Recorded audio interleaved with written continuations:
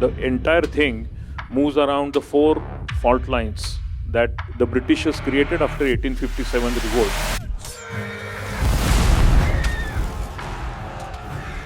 Because they wanted to do divide and rule.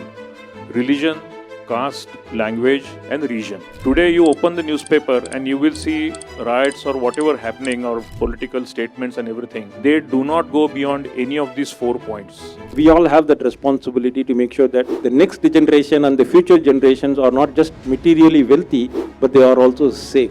And for that safety, we need to revisit the history.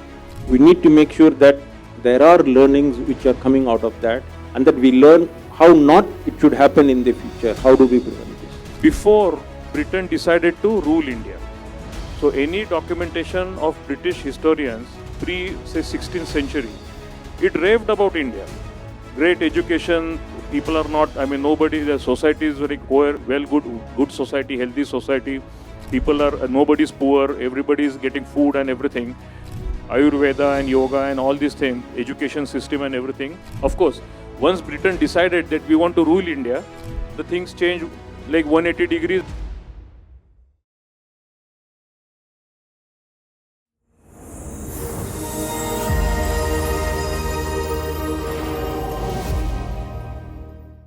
Namaskar, Ajay Date ji.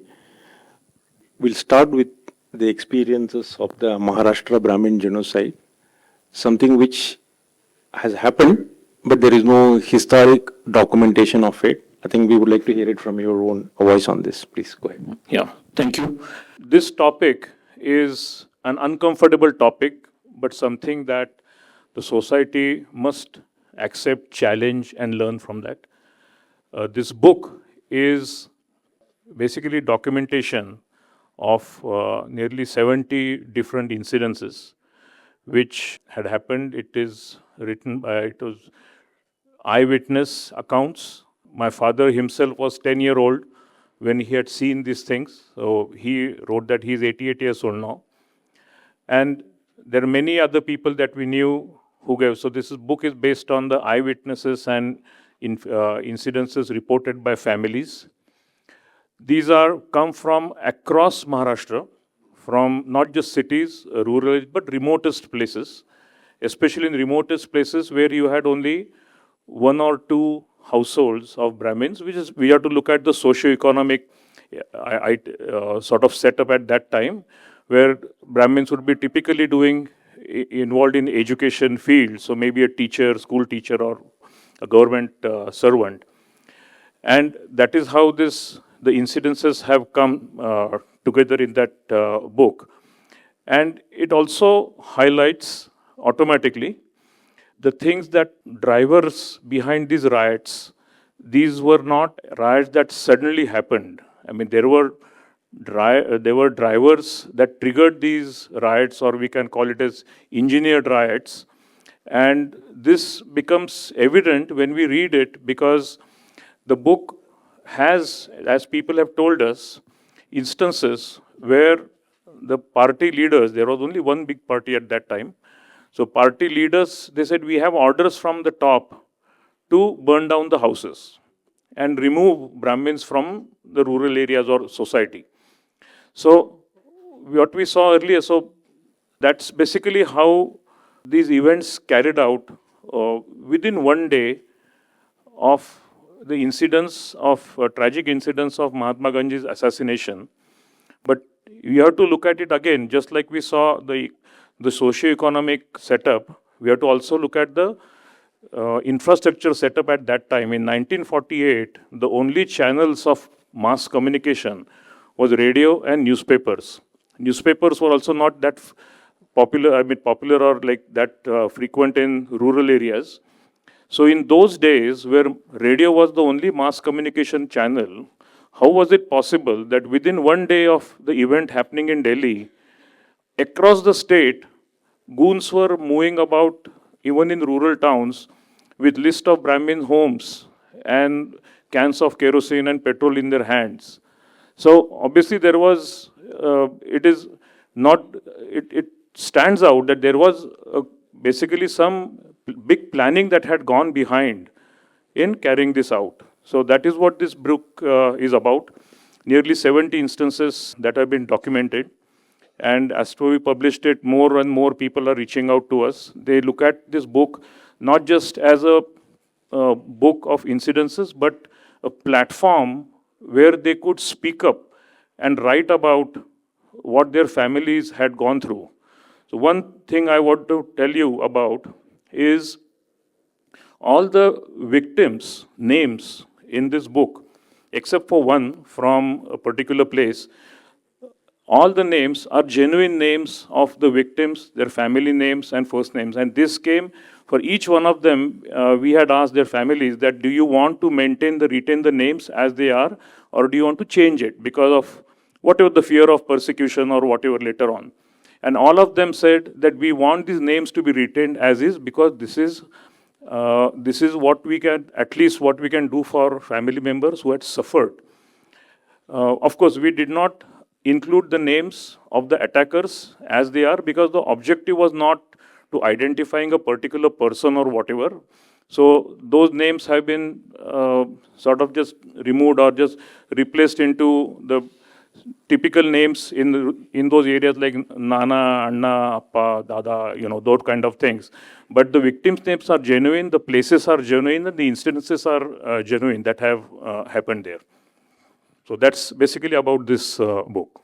Ajay Dutt जी, एक question आ रहा है. This has happened almost 75 years back, and then I had just heard you say some of the victims were saying, oh, they may get still persecuted, right?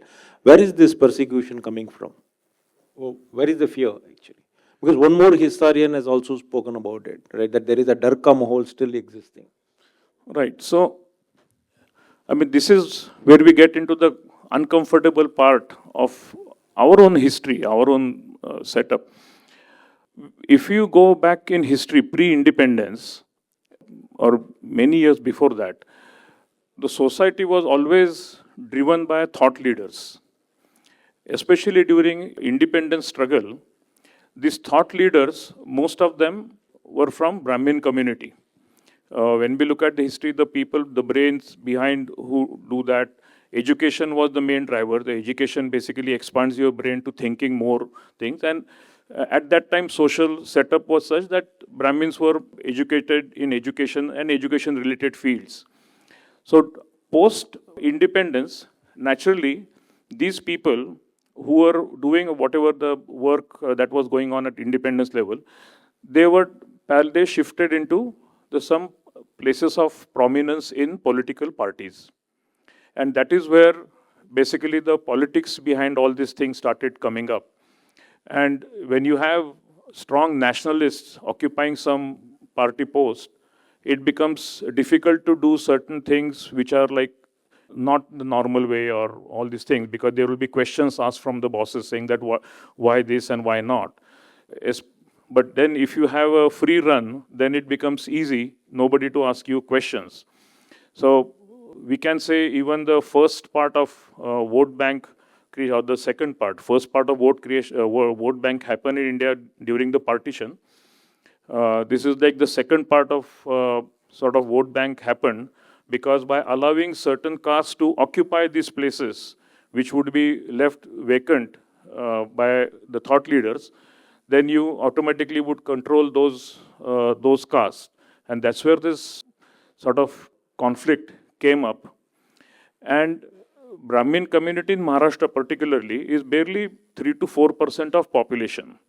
So it's not the community which is typically what we say like a militant kind of a thing. So mostly aligned with education and everything. So very little repercussions that would be coming back or retaliation could be happening.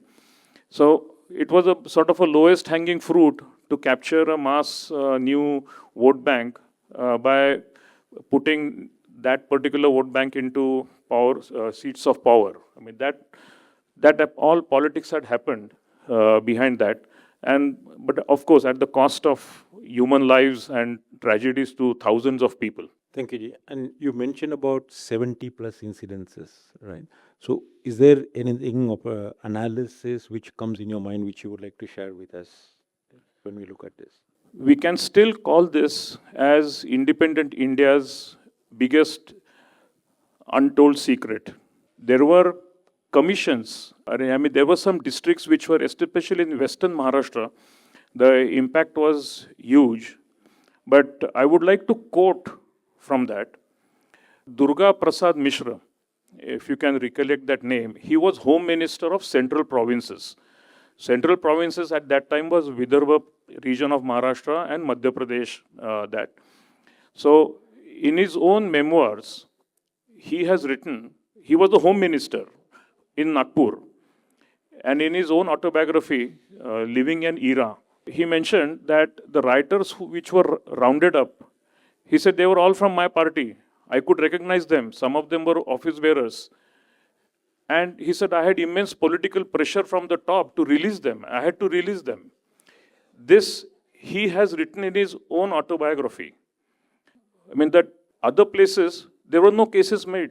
So it is like really sad that such a huge thing had happened. So some foreign analysts or researchers had come. They had documented certain things. Some of the official documents, if you want to refer to indirectly, are from the district collector of Pune, who said the financial damages is over 12 lakh rupees at that time, but which is of course only limited to Pune, and which is a small figure which officially but which basically acknowledges that yes, something that had happened. But when we look at the eyewitnesses, and there are like thousands of families which say this has happened, but yet there is no official, forget inquiry. I mean, even FIRs were not documented. Another one which maybe you can contribute is there was a commission set up at the request of Maharaja's Kolhapur, Dr. Koyaji Commission. Almost 90 pages of study he was prepared, but it never got published. I mean, thousands of people had died in that western part of Maharashtra, southern western part. When I say Maharashtra, it also included now some of the areas which are part of Karnataka, but Belgaum and all those areas, they were small principalities, many of them, and they were just simply completely wiped out. They were not even allowed to leave the town. Many places they were allowed to leave, but some places they were like complete elimination. And that just that report never was made published. So that's why I said it's like a untold secret that still holds, but at the cost of society suffering. And that can only come out, the sufferings will, at least that acknowledgement should be there, yes, this happened. But the documentation, as you said, if I look at the official FIRs and everything, is completely missing. Even like some foreign press at that time had reported there were riots in Mumbai, so many people killed and everything, but nothing, no inquiry, no FIRs, no investigation happened after that. Ajay, if we look at this, how does this come in even today's world, right? The victims have their issues recognized. Is there been any official recognition of this, or is it a denial? No, there is no recognition of these events that have happened. Everybody knows this has happened. Even at, I mean, it's funny that there are people, in political sense, they officially say this has never happened. But the same people, when they, even today, when they give threat, they say, have you forgotten 1948? We will come back to you. So this also happens. And in fact, with this, I want to ask you about the patterns that we see. Because here what has happened is the intellectuals or the thought leaders, intelligentsia of the society were removed. And this is a pattern that we see when we go beyond just these events. I mean, we can see it at so many places that has happened.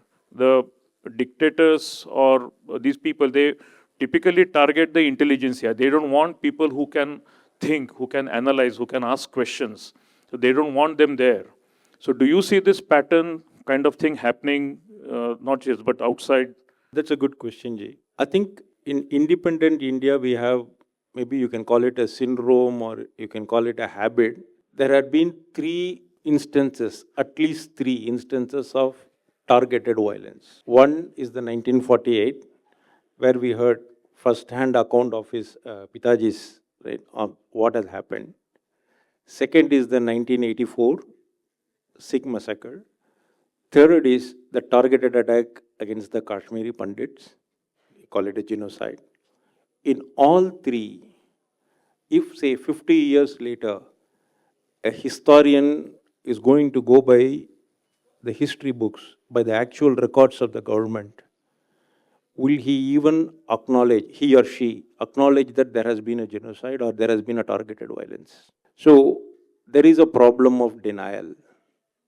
There is a problem of non-recognition. It hurts us two ways. One is that the victims and their families never get closure. It's an open wound. The second is the Indian state as such, as a society, we don't have any learnings.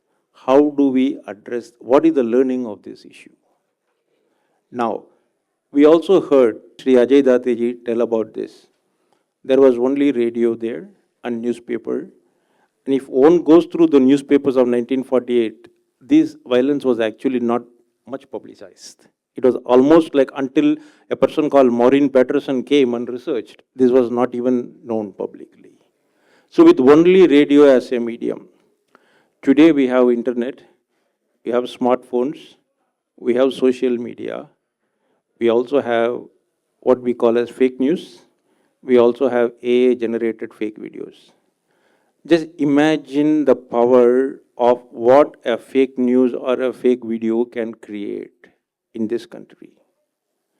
And we have evidence of foreign agencies getting involved to actively create fault lines in our society. Right? You combine all that with technology, we are sitting on a time bomb. But the Indian state is still in denial. So this is a bigger issue which we all face. And now the next question which will come is, okay, it has happened to one particular community. So okay, what is the big deal now? Right? The big deal is this has a history. This targeted violence started only after the colonial period. The colonials targeted the Brahmins as a history because they thought they are the knowledge system custodians of the civilization. Right? That's why we call it a civilizational battle. Now, this knowledge system is not just our custodians is only one community. Every community is a preserver of this civilization by its own rituals, your practices, and your beliefs. So you transmit it to the next generation, each and every one of us in this room. So once Brahmins as a community are first targeted and silenced, then the next community will get picked up. And it's very easy to pick it up, right? All that one has to do is to just say, look at one random row here, right? Let's say the row 4 or row 5 is Brahminical, that's it. Or casteist. Once they put a tag onto that, exactly what has been done to the Brahmins will be done to them. Right?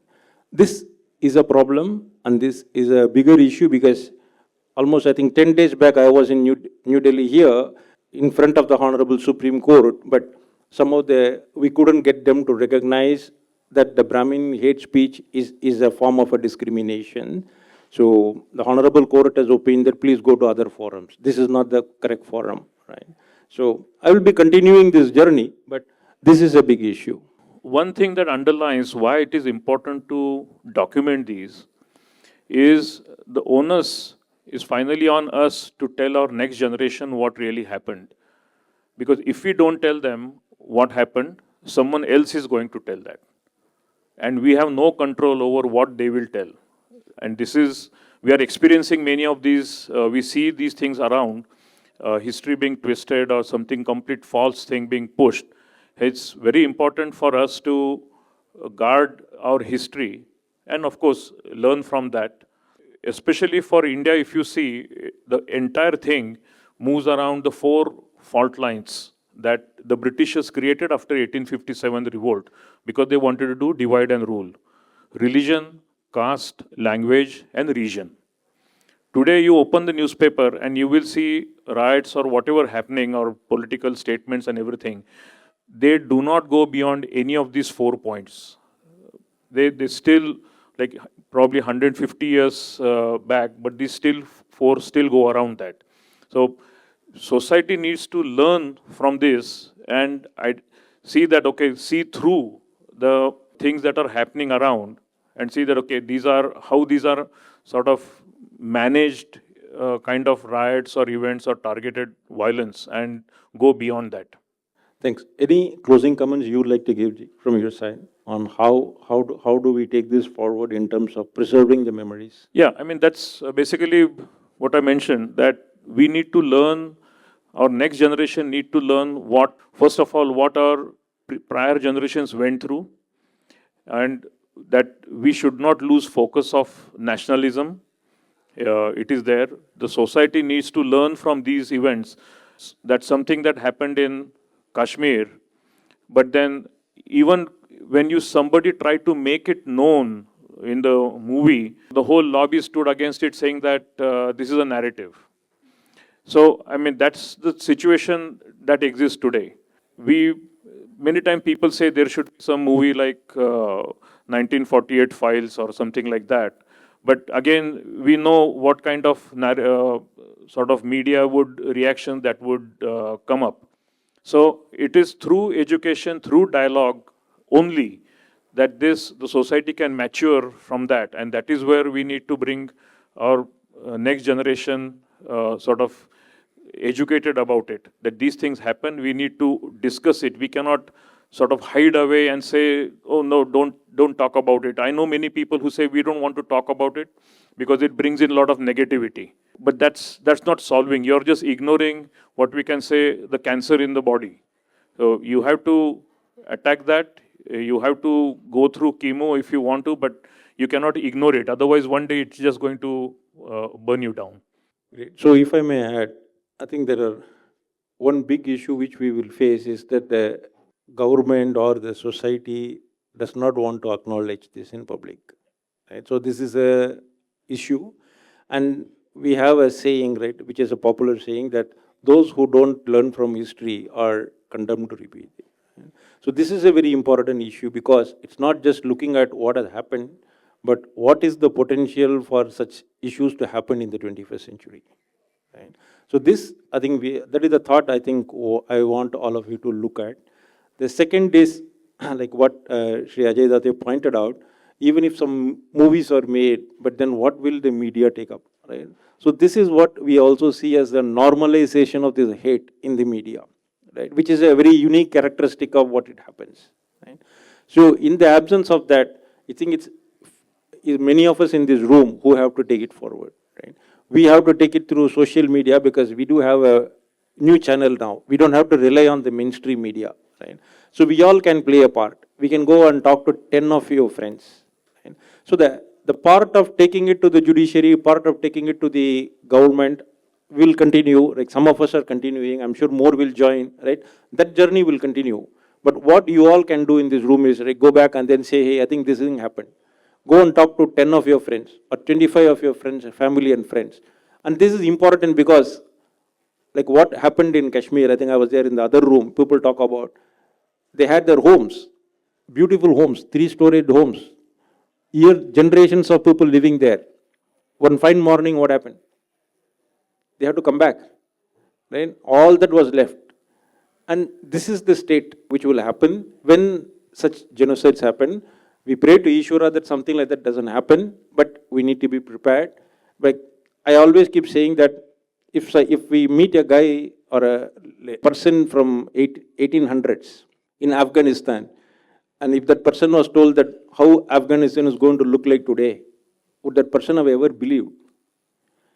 You come into 1920, go to Karachi or Lahore, and then talk to those communities living there, saying that, hey, something is going to happen to you in 20 years.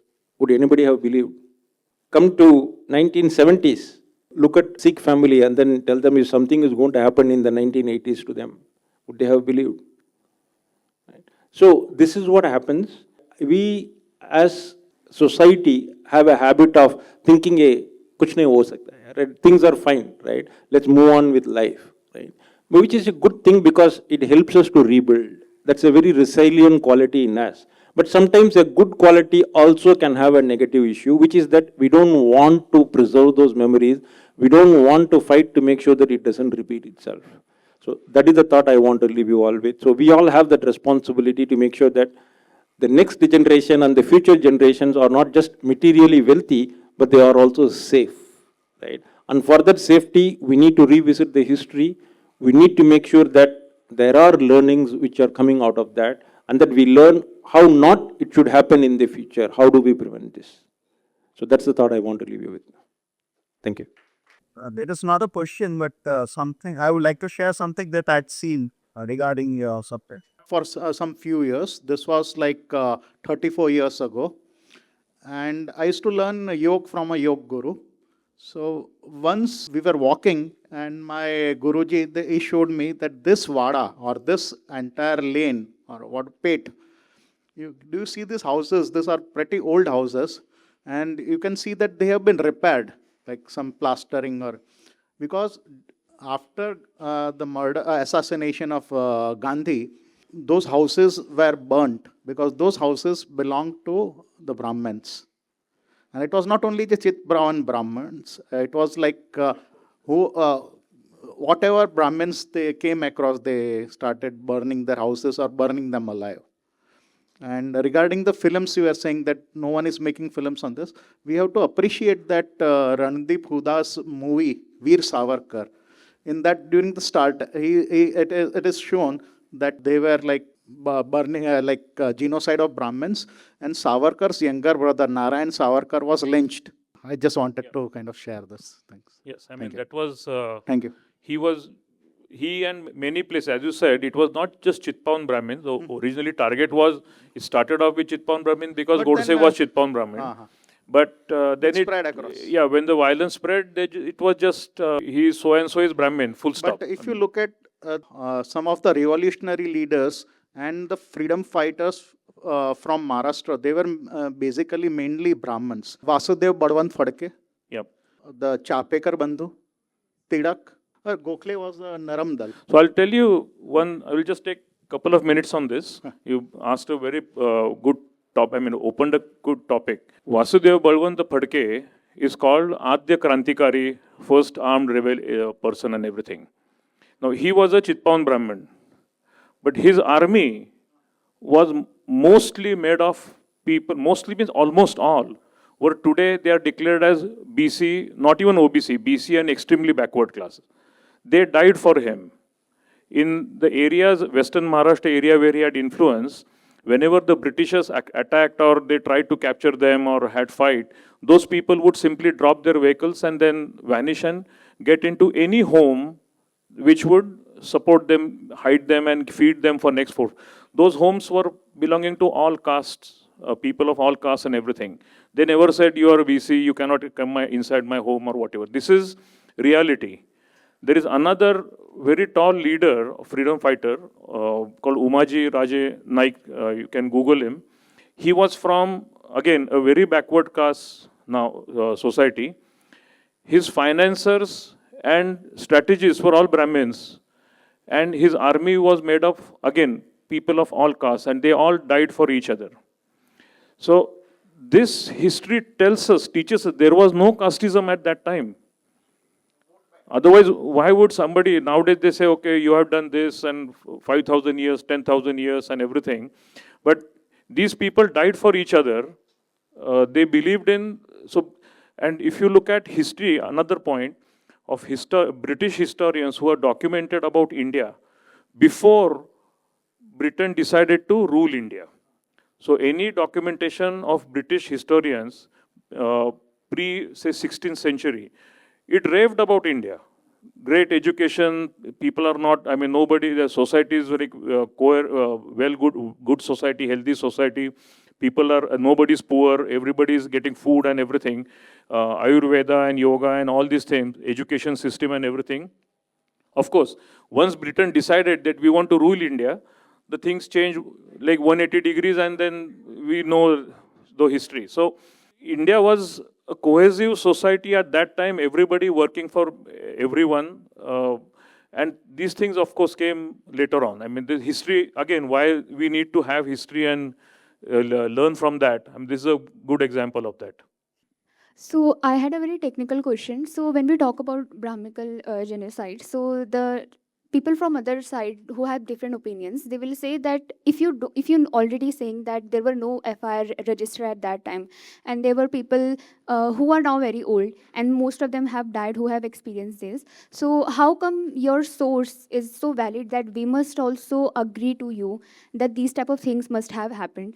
Like, how do you tackle this question in a limited framework? Like, they give you very limited time to answer this, and they ask very quickly in front of a lot of audience, and the audience get infatuated by this technicalities in the question, that yeah, that makes sense. If they like, we don't have FIRs, we don't have let's say the counts of how many people were there, and then how many people were left after 5 years or 10 years, then how do you find the technicalities to answer this question, and how do you research on these, that okay, this was happened and this was a consequence? Right. So this is where the eyewitness accounts have come in. And in this book, in fact, first 2 chapters is on my own family. The character mentioned there, Ganesh, is my grandfather. And he started, and the whole thing, how we are basically farmers, and how we increased his, like the farmland and everything. And then the person who stood there with a gun in his hand, challenging the writers in open jeep, was my uncle. And he told them that I have 40 bullets, I'll kill 40 people, only then I'll allow you to kill me. This has happened in my own family. My father was 10 years old, and he said, yes, I saw, or you called him Anna. He actually went out with a gun and this. So, and the similar instances that other people have told us that, yes, this has happened in my family, handwritten letters people have written to us. In fact, when we were talking about publishing this book, the publishers asked us, saying that we would want to see those letters and everything, and we actually made copies of those and looked at that. Yeah, these are handwritten letters by people about their families, about their grandparents or uncles or who had done that. So, I mean, this is as far as it goes. I mean, if you say, can you have like Aadhaar number of each of the writers and some 3D cameras and all this thing? Obviously, no, it's not there. But that's why it's very important that it came at the right time. Like my father is 88-year-old. So he said, yes, I still remember everything, and I would write about it. But likewise, there are some eyewitnesses who have said, but they're all in their 80s and 90s. So like 20 years down the line, how many of eyewitnesses would be around? If I may add, if you're interested in Maharashtra Brahmin genocide, there is some documentation from Maureen Patterson, a journalist. She had come and done an extensive work on that. But she didn't get a lot of access to the Maharashtra FIRs. But there is a Honorable Justice Koyaji Commission report, which was made for certain areas of Maharashtra. So to that extent, we do have some reasonable documentation of this, plus the eyewitnesses account, which is very important. So for the other ones, we do have even lesser. So that is the problem, right? So at least here we have more, but when I look at the other ones, we are getting lesser and lesser. So we are progressing in the wrong direction in terms of documentation. I'm Sujay. Actually, I'm from Karnataka. This is a question about the incident happened before the independence. You might know Hayang or Brahmins in the times of Tipu Sultan. When the power imbalance was happening between the Mysore provinces, there are like around 800 families of Brahmins were killed by Tipu Sultan and other mercenaries who were there. Until now, like this incident happened in the time of Deepavali. So till now, those families who endure those things are not celebrating Deepavali and things. And I am the one of the guy, my family doesn't celebrate Deepavali. I'm still a Hindu, but I'm not a Brahmin. But I was thinking, okay, how the culture like evolved from that time, and those things, like when the people migrate from one place to other place. Let's say a family is not celebrating something, other people around them, like when they see the culture, like these things actually compounds in terms of like time. So at the same time, when you're talking about the documentation and things, what I say is like a lot of things are happening to destroy the knowledge what we're trying to preserve. So is there, like, when you see the things, like one you told, like one might be the vote banking. So they want to destroy the knowledge which we possess, so that in the terms of vote banking and different agendas, they want to destroy the knowledge what we trying to preserve. So what is the like remedies, or what are the better options to preserve this knowledge in the long term? 2 points about that. One is about the massacre of the Mandyam Iyengar families. I think that's what you're referring to, right? So that's a real problem which had happened. I haven't got much documentation, unfortunately, on that. So coming back to her point about it. So it's very surprising because at the time, the Mysore government should have had some records of the citizens, because I wanted to find out what are those 600 families, right? I do have those records of people who are coming and telling, but we are not able to go back to the government records. So maybe we can talk about it offline. So that is something which has been a challenge when it comes to that massacre, how to get it acknowledged. Right? Second thing is, yeah, all these things which have been happening on the knowledge system attack is what, if you zoom up and see, this is the knowledge system battle, right? So why is this a knowledge system battle? Because if we have to talk about two important things which Bharatiya civilization has contributed to, right? So I think most of you would say it is yoga, right? Some of you may say it is Ayurveda, right? These two things come on top of the mind, right? So if I ask you to name 10 big Indian companies which are spreading this globally, can you name at least 5? I've tried it in many rooms. You will have maybe not more than, not even one global. Because that is the theft of the knowledge systems. That is what this is all about. And yoga and Ayurveda can itself, somebody has estimated and told me that it is $40 billion plus worth of industry. Are we actually, because we are now going and then asking all those, I was in the other room where people are talking about IT companies coming, and then we are asking them to come and make investment, but what kind of money is that talking about, where vis-a-vis our knowledge system which is going, right? Just make a comparison mentally, you will see. So that is where all this battle is all about. So how do we solve it? Yeah, I think we have to go one step at a time. We have to keep knocking on the doors of various institutions. Somehow, somewhere, I think Ishvara will guide us, and I think together all of us we can make a difference.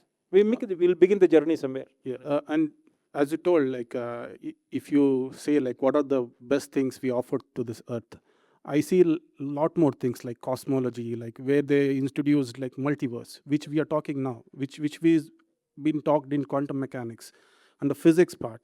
Yes. At the same time, the philosophies, what we like started to put into the knowledge in the books or in the Vedas is almost like entirely related to the physics, biology, chemistry, and things we study now. Even though we don't see this knowledge put into the all the Indians or like all the Hindus which we know now, because the transfer of the knowledge somewhere it's been hurdled and it is not transferring to the next generation. So even though, as you are talking, people trying to make movies now about like our Puranas and things, but they usually make the face value of it. Like they don't actually show like whatever they're trying to say, like what were they trying to decode and send it to the next generation. Those things are not happening. So I'm thinking like here is the pressing issue where we have to decode the knowledge what we had and put it into simple words to put into next generations. You're absolutely correct, because we have 40 million, I think, manuscripts of our ancestors, which has been our Bharatiya treasure. And I think, if I remember, I think it was Dr. Vivek Debraji who mentioned, I think, almost close to 80% of them have not even been translated properly. Right? So we don't even know what our ancestors have left us with. Right? In many cases, in some scripts, we don't even have a knowledge to even decode those scripts. Right? The knowledge doesn't exist anywhere. Yep. And one thing, what we all should remember, that targeting of educated intelligentsia is a global phenomenon. In history, in earlier one, it happened in India mostly toward Brahmins, because that class was more involved with education and educated and everything, and the rest of that education was not there. But if you look at the global thing, like for example, during Soviet time, Baltic state, Latvia, Lithuania, when the Soviets, the communists came there, they captured and killed all professors, teachers, thinkers, whoever could do that, or like send them into Gulag and everything. Cambodia, Pol Pot, same thing. They rounded up all professors, teachers, thinkers, and all those things. I mean, they were not Brahmins, but they were educated class, because they don't want that again, the education to be there. In fact, in Cambodia, there are instances they even captured and killed people who were wearing eyeglasses because that means the person could read. So, I mean, this is not, I mean, this happened in so many, China, when the Chinese Maoist thing came up, Chinese, they rounded up professors and everything. Today, in today's India, education and this thing is not limited only to Brahmins. It is for all. So when something like this would happen, as you said, who would have thought like in 1920s, if you tell in Karachi this would happen, if today we say tomorrow, like 50 years down the line, 100 years down the line, we know which class is going to be targeted and sort of eliminated. Right. So, thank you.